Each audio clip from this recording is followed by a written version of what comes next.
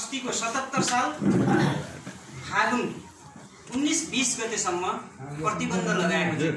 यो 2 वर्षको पिरियडमा हाम्रो पार्टीले प्रतिबन्ध लगाइसके पछाडि हामी अहिले वार्ता भइसके पछाडि प्रतिबन्ध फुकुवा भएको चाहिँ छ र हामी खुल्ला रूपबाट तपाईहरुको बीचमा उपस्थित भएका छौं र हामीले हाम्रा विचार, राजनीति, हाम्रा कार्यक्रमहरू र मुख्य गरेर हाम्रो पार्टीले लिएका नीति कार्यक्रमको बारेमा तपाईहरुलाई राख्न एउटा खुल्ला परिवेश बनेको छ र हामी हाम्रो पार्टीका नीति कार्यक्रमहरू राख्नको लागि तपाईहरुको बीचमा उपस्थित भएका छौं।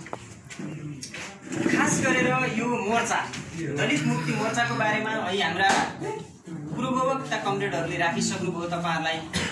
आज यो 21औं शताब्दीमा पनि संसारमै भन्न सकिन्छ धेरै ठाउँहरुमा र नेपालको सन्दर्भमा त अझ जुन प्रकारको छुवाछुत प्रथा जीवित छ यो एक ढंगले भन्दाखेरि नेपाली समाजको कलंकको रूपबाट अझ पनि नेपाली समाजमा के छ त भन्दाखेरि छुवाछुत प्रथा विद्यमान छ।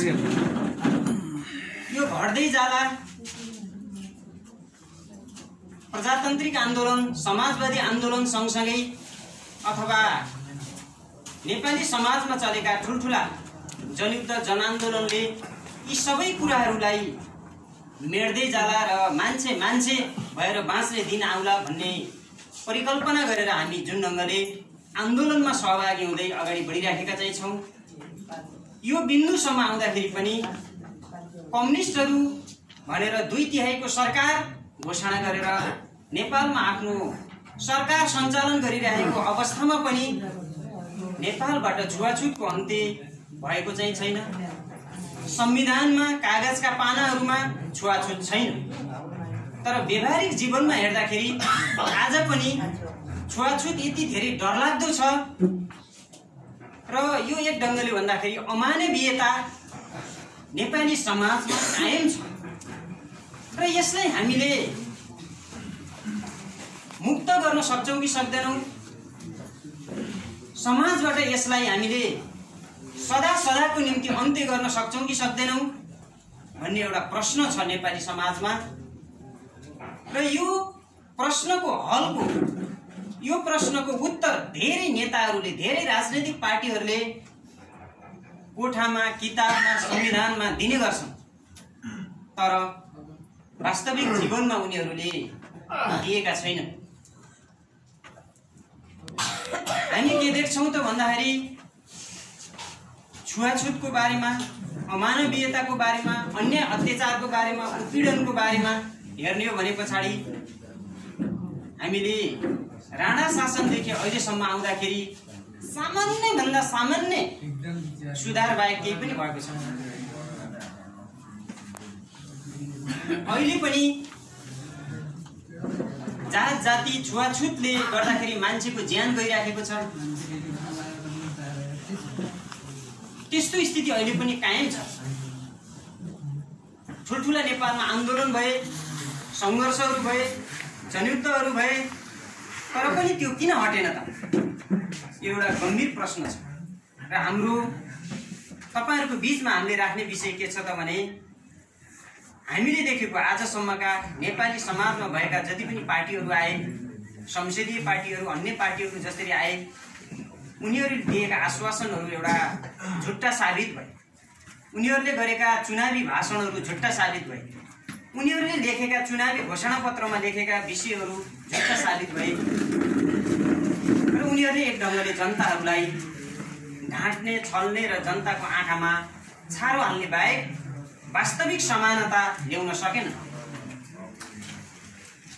त्यही कारणले गर्दाखेरि फेरि हामी यो हर्मजम्मा भएर यसको बारेमा छलफल गर्नुपर्ने, कुराकानी गर्नुपर्ने, सरसल्लाह गर्नुपर्ने परिस्थिति आएको छ र हामी तपाईहरुको बीचमा उपस्थित भएका छौं। र हाम्रो भनाइ के छ भने वास्तविक रूपबाट हरेक चीज राजनीतिसित जोडिएको हुन्छ। राजनीतिक परिवर्तन सँगसँगै सामाजिक परिवर्तनहरू हुने गर्छ। राजनीतिमा राम्रो भयो, राजनीति सही भयो, सबै कुराहरू राम्रो हुँदै जान्छ। राजनीति खराब भयो भने पछाडि त्यसको असर सबै मान्छेहरूलाई पर्ने गर्छ। त्यसैले हामीले भन्ने गर्छौं सबैभन्दा पहिला हामीले हामीले राजनीतिलाई नै बदल्नुपर्छ। राजनीतिक परिवर्तन नै राम्रो गराउनुपर्छ। राजनीतिक परिपाटी, राजनीतिक सत्ता, राजनीतिक रूपबाट हामीले राम्रो बनायौँ, सही बनायौँ भने पछाडि मात्रै अरू सबै कुरा फेरबदल गर्न सकिन्छ भन्ने हाम्रो कुरा छ।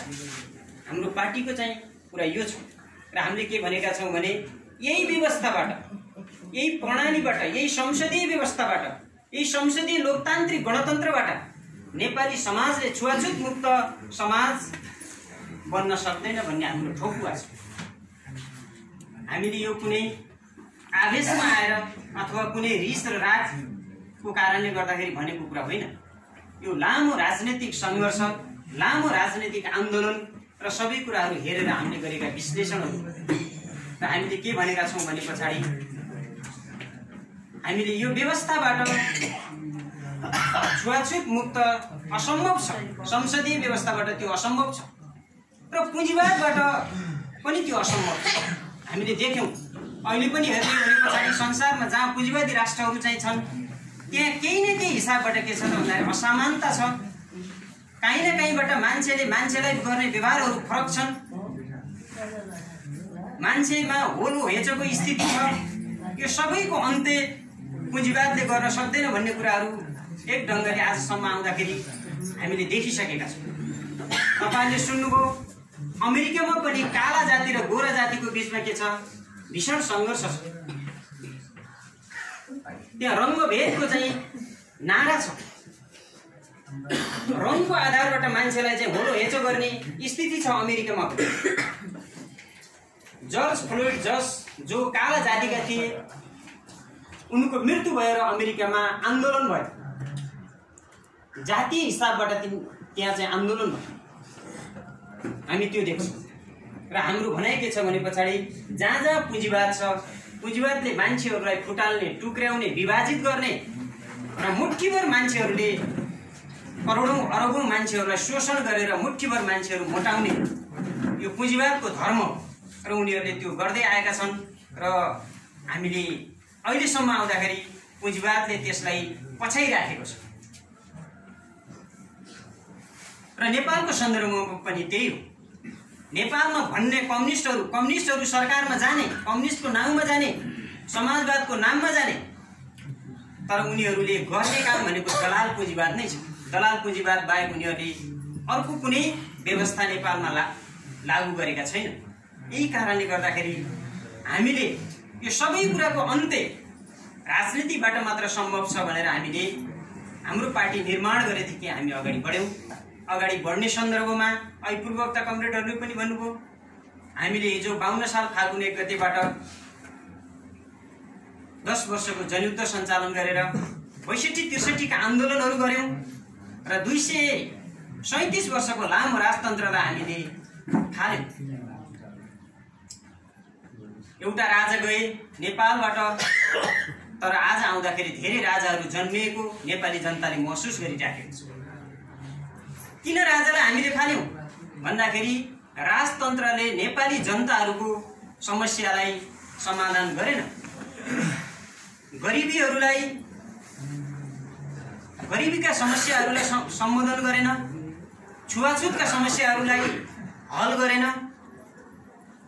धनीहरू झन् धनी हुँदै जाने र गरिबहरू झन् गरिब हुँदै जाने स्थिति पैदा भयो र एउटा राजाले दरबारमा महिनाको 4 करोड खर्च गरे यो नेपाली समाजले धान्न सक्दैन भनेर राजतन्त्र फाल्नको लागि नेपाली जनताहरू जुर्मुराए, उठे, हतियार बोके। सशस्त्र सङ्घर्षको बलमा, जनयुद्धको बलमा राजतन्त्र ढल्यो। एक ढङ्गले भन्दाखेरि राजाको छोरा राजा हुने चलन थियो। चाहे राजाको छोरा जस्तोसुकै जान्ने मान्ने अथवा नजान्ने जुनसुकै भए पनि उसको हक अधिकार राजाको हुन्थ्यो। वंशजको आधारमा शासन सत्ता सञ्चालन गर्ने परिपाटी थियो। 237 वर्षसम्म नेपालमा त्यसरी चल्यो र त्यसलाई चाहिँ खास गरेर पछिल्लो माओवादीको आन्दोलनको चाहिँ बलमा राजतन्त्र फालियो। आज लोकतान्त्रिक गणतन्त्र भनेर नेपाली समाजमा लोकतान्त्रिक गणतन्त्र आएको छ, तर हामीले भनेको व्यवस्था आएको छैन। हामीले राजतन्त्र फालेर लोकतान्त्रिक गणतन्त्रको परिकल्पना गरेका थिएनौँ।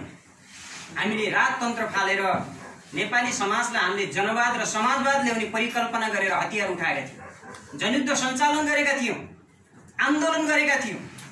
तर बीचमा जनवाद र समाजवादको ठाउँमा बिचौलिया व्यवस्था, दलालहरूको व्यवस्था, यो लोकतान्त्रिक गणतन्त्र र यो लोकतान्त्रिक गणतन्त्र आउने बेलामा, यसको संविधान बन्ने बेलामा हामीले भन्यौँ यो वास्तविक नेपाली जनताको, गरिबहरूको, दलितहरूको, महिलाहरूको, उत्पीडित क्षेत्र, जाति, लिङ्ग, वर्गहरूको यो व्यवस्था होइन, यो त बिचौलियाहरूको व्यवस्था हो।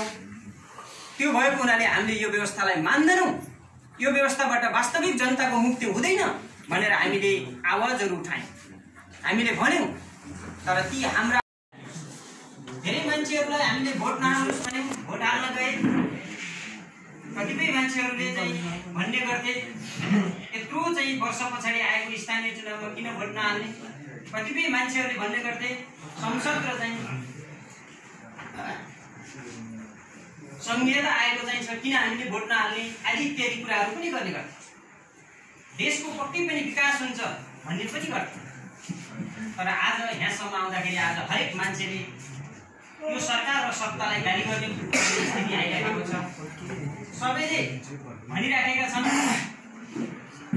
2/3 सरकारलाई चाहिँ हामीले चाहिँ जिताएर पठाइसके पछाडि प्रचण्ड केपीहरूलाई जिताएर पठाइसके पछाडि 2/3 सरकार बनिसके पछाडि नेपाली समाजले जसरी आफूले फेर्ला भनेका थियौँ त्यो फेरि उनीहरूले भने जस्तो गाउँ गाउँको अधिकार, सिंहदरबारको अधिकार गाउँ गाउँमा ल्याउने कुरा, एक घर एक रोजगार दिने कुरा, निःशुल्क शिक्षा दिने कुरा, निःशुल्क स्वास्थ्य सेवा दिने कुरा, यस्ता कुराहरू चुनावी घोषणापत्रमा थिए।